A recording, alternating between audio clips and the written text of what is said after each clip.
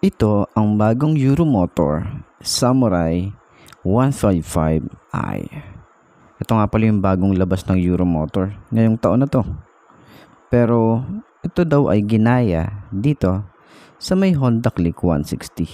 Totoo kaya? Tingnan nga natin, alamin nga natin kung totoo yung mga sinasabi ng marami. So paano ba yan?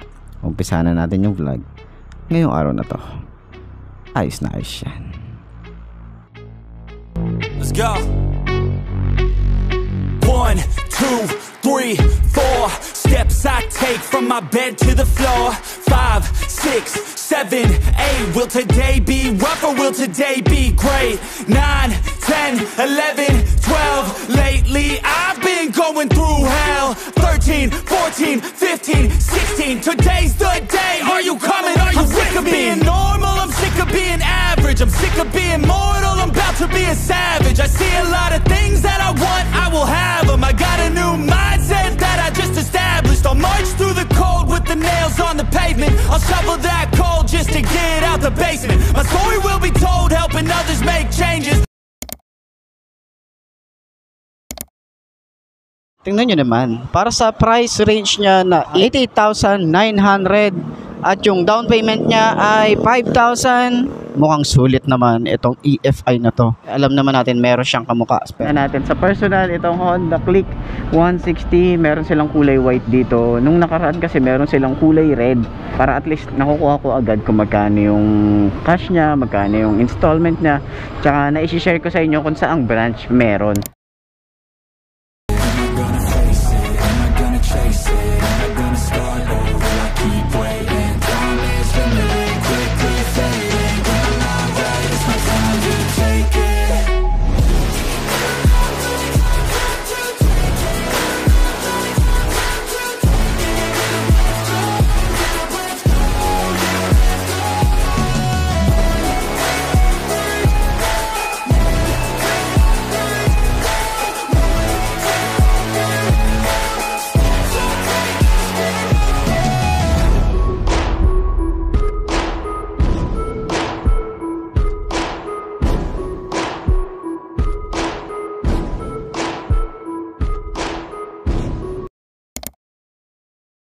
Front view, meron tayong windscreen dito na maliit at pwede nyo palitan yan. Then meron tayong matte finish dito ng park light or daytime running light, no? Gusto ko yung design dito. Ayan, oh, ganda yung design dito. May para siyang, alam mo yung pa-butterfly yung datingan niya. And then dito yung signal light sa taas, LED rin yan. Pala lahat ng ilaw na to LED. So akala ko isang diretso to, split type siya. Napakaganda, brusco nung datingan ng kanyang headlight. Meron siya mga sharp design din dito. So, ayan, dito sa kanyang handlebar, sa front niya, mapapansin natin dito, ang aggressive na agad. Dito sa part na to, ito nga pala ay matte finish na kulay white na combination ng black. So, eto sa front niya, merong matte finish dito. Medyo kakaiba yung texture nung pagka matte na ito. Dito agad mapapansin natin, meron siyang brake lock. You know, ganun siya. Sa baba, meron siyang parang maliit na windscreen. Meron siyang kilay. Yan, ito daytime running light siya. Hati yan, no? Pero sa loob yan, isang diretso yan eh. Nahati lang talaga dito sa fairings na to. Kaya akala natin naka-split type siya. No? Signal light niya, LED rin yan. Kanyang headlight is split type din. So yung ilaw niya or yung LED niya nasa taas. Then mayroong mga pa-sharp design din yan. Pero yun nga, sa front fender, gusto ko yung design dito. Liit lang yung extension ng kanyang fender. Yung kanyang telescopic fork. Naka-combi brake tayo rito. Naka-dual pot caliper tayo. And then naka-single disc brake. Cordial yung kanyang brand para dito sa tires. Ang size ng kanyang tires is 180 by 14. Tubeless na rin to. Then kagandahan, gusto ko yung itsura ng kanyang mugs. Sa kanyang front fender, matte finish, meron siyang maiksi lang yan. Naka disc brake sa harap, naka telescopic fork, naka single piston caliper. Ang brand na to is Tokiko. Size nito is 180 by 14, so tubeless na rin to. Honda emblem, no? Ang ganda, ang premium talaga ng datingan niya. And napansin natin dito sa ilalim, meron tayong EFI by Bosch. Meron tayong gulay board dito, hindi siya ganong kalakihan or kaluwagan. Dito nga pala yung ating battery. Meron tayong utility hook. And then, ito nga pala ay keyless. Side pocket dito. Malalim din naman yung side pocket dito. Then meron din tayong side pocket dito. Pinupush nga pala to para ma-open. Susi or remote.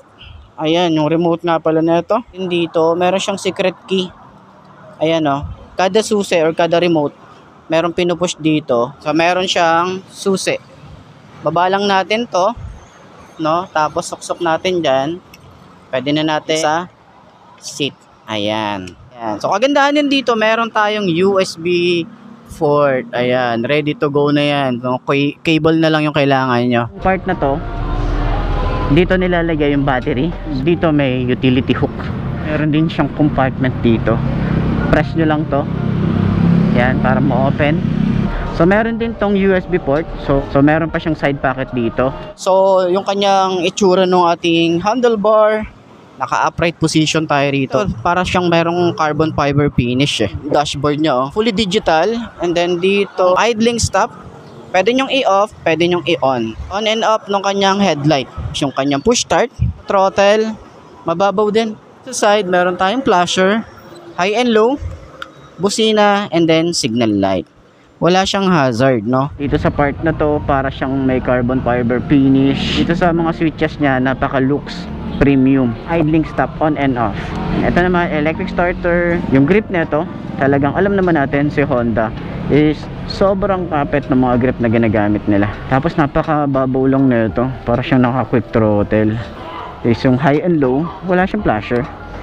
Oo nga, wala siyang flasher dito. High and low lang, busina, and signal light. Tapos naka full digital siya. Yung upuan, maganda rin yung itsura. Ang macho nung upuan niya oh. Meron tayo rito ang compartment. Dito nga pala yung coolant. Sa kanyang grab bar, ganda ng design din dito. Ating radiator, and then yung cover, maganda yung style. Tayo ritong tire hugger, dual pad caliper tayo rito.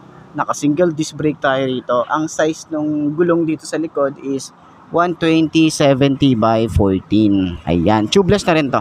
Dito naman is keyless na rin to. Yan. So hindi ko makikita yung susi niya or yung remote niya. Pero dito na rin ino-open yung ano niya, seat, no? Tapat natin sa seat. Tapos ma-open na natin yung kanyang compartment. Yan yung itsura niya. So dito naman malaki-laki din yung compartment niya. And meron din siya ritong helmet hook. Mapapansin natin yung kanyang upuan. Looks premium siya. Meron siya mga tahi rito, pero hindi naman siya highlight. Gusto ko yung design dito sa pinakadulo ng kanyang pipe, yung kanyang taillight.